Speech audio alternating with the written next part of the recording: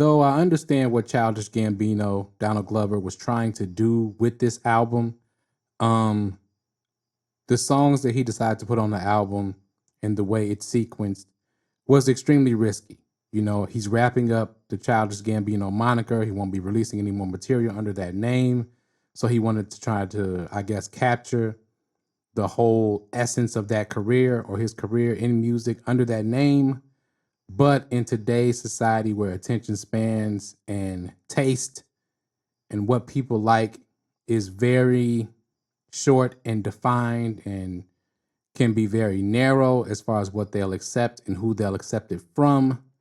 In the short term, I don't think this album is going to be an album that people really like, just because on first, second listen, it sounds like it's all over the place and he was trying to do too much.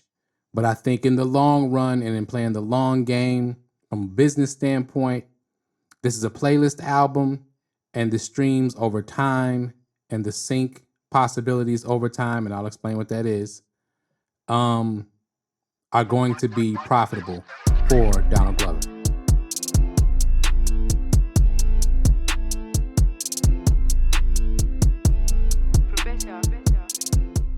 All right, let's get right into it. Album review for Childish Gambino, Bando, Stone, and The New World. The new album from Childish Gambino, the last album from the moniker Childish Gambino by the actor, singer, director, so many other things, Mr. Donald Glover, comedian, all that good stuff. Now, Childish Gambino is a polarizing artist in this way. People either really love what he does or they really hate what he does, and they just won't accept it from him because he's not, what's the term I'm looking for? Black enough, I guess is what people will say, right? Which is kind of funny to me, but I'll address that probably in another video. Not gonna get into that right now. But this album was interesting to listen to. Now, all the songs are quality, and most of the time, Childish Gambino, all the records will be quality records. Do the records go together, and do some of the records kind of press the envelope a little too far as trying to be a little too creative with the records and a little too unique?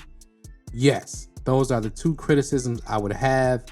Though I understand what he's trying to do, and it's not like he hasn't done it before. If you listen to Because the Internet, it's kind of in the same fashion of this, not as wide a span of genres covered. This one, he ran through the gambit. Like, if I just go through the records, right?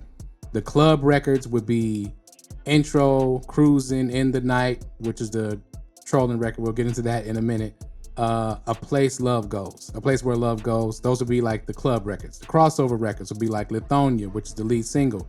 Real Love, Running Around, and Dadvocate, which is like the Prince type record with the acoustic guitar. The hip hop records would be Survive, Talk My Ish, and Yoshinoya, which is the Drake diss. The R&B and soul type records would be Steps, Beach, Got to Be, No Excuses, We Are God. The pop records would be Can You Feel Me, Happy Survivor. You get what I'm saying. He covered every genre with these 17 tracks on this album. So from a creative standpoint, from a talent standpoint, it's a classic album. But one of my criteria for a classic album for me is no skippable tracks. And the crossover tracks, Lithonia, Real Love, Running Around, I don't like those records. I don't like the genre that they fit in. I don't like crossover, acoustic guitar, contemporary rock records. So I would skip those records. I wouldn't listen to those. They're good records for what they are. And for people who like that style of music, they probably love those records. So from a business standpoint, it's a smart thing to do because streaming wise, it's going to cover multiple genres, right? So it's kind of a genreless album. And in the streaming era, that can be a smart thing to do because most people listen to their music through playlists. The playlists are separated by genre. So you can have a song from this album in 7 of your playlists in 7 different genres, really. You can. So in that aspect, I do like the record. So let's get into the grades before I continue to talk about some of the tea and the disses and the controversy with the records. So grades, the lyrics and the rapping. Now, this is partially a hip hop album, partially R&B, like we just talked about all the genres, right? So I'm gonna give it a B plus. He was spitting on some of the records. I like the features, Yeet, except Georgia Smith, etc., etc. Keep in mind I grade on a curve, so I will give him a B plus on the lyrics and the rapping. Now the production for me was an A plus. To cover so many genres and to do every one of them well, A plus. Flawless job there. Now subject matter, I liked most of the subject matter. Donald Glover is not a basic artist, so he's gonna cover fairly good subject matter. So I'm giving him an A there. Track order and album flow, here's where it gets a little rough. Don't like trying to mix so many genres together.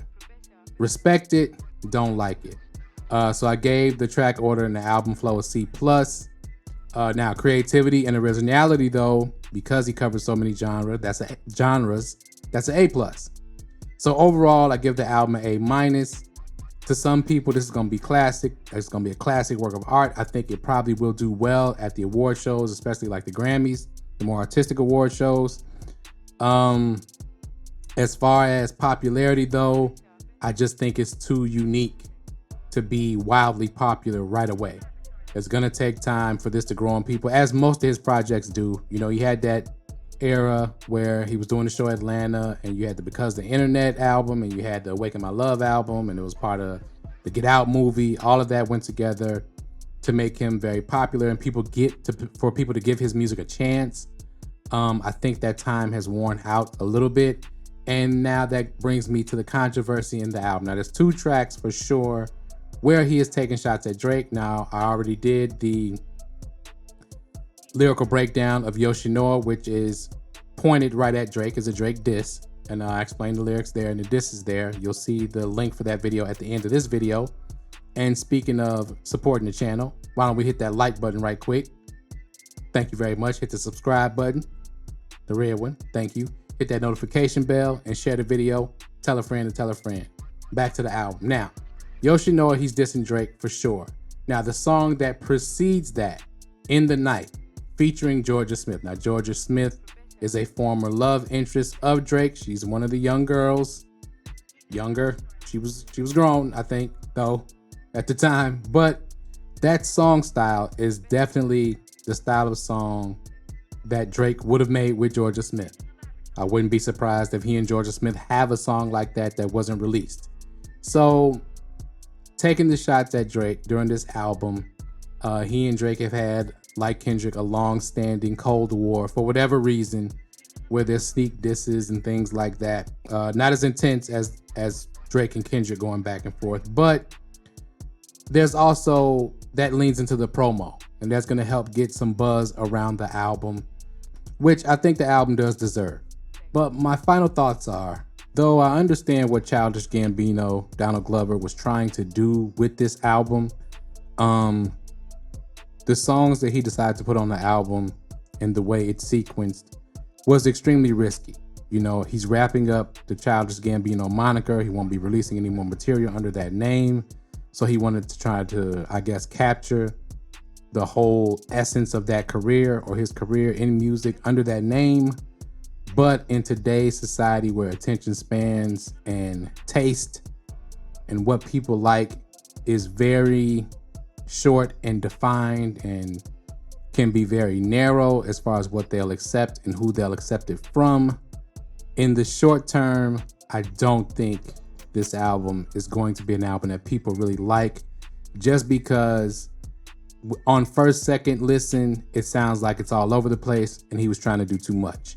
But I think in the long run, and in playing the long game from a business standpoint, this is a playlist album, and the streams over time and the sync possibilities over time, and I'll explain what that is, are going to be profitable for Donald Glover. So that's why I think you include the diss tracks towards Drake and the innuendos of dissing Drake and others throughout the album. And you also, this is accompanying a movie, which I think is releasing in the wintertime, December, I think, but sometime this winter, 2024, end of 2024 into 2025. And a lot of these songs will fit a lot of moments in a lot of different types of movies. And for young artists out there, you know, that's what sync licensing is when you license music for movies, television shows, commercials, etc. And I think a lot of these songs fit the gambit of visual arts. And a lot of these songs will be picked up for movies, especially, of course, the movie he's making, but other movies, much like Redbone, became synonymous with the movie Get Out. So that's another kind of, even though it's risky on the onset, you know, with the initial release of the album, over time, this album could make a lot of money for Donald Glover. So trying to get some controversy attached to it with the disses to Drake makes sense. And if you want to understand exactly what those disses to Drake were, click the link to that video at the end of this video. The lyrics explained, the disses explained for the track Yoshinoya. And as always, thank you for watching. Professor Lex Beats, and we out.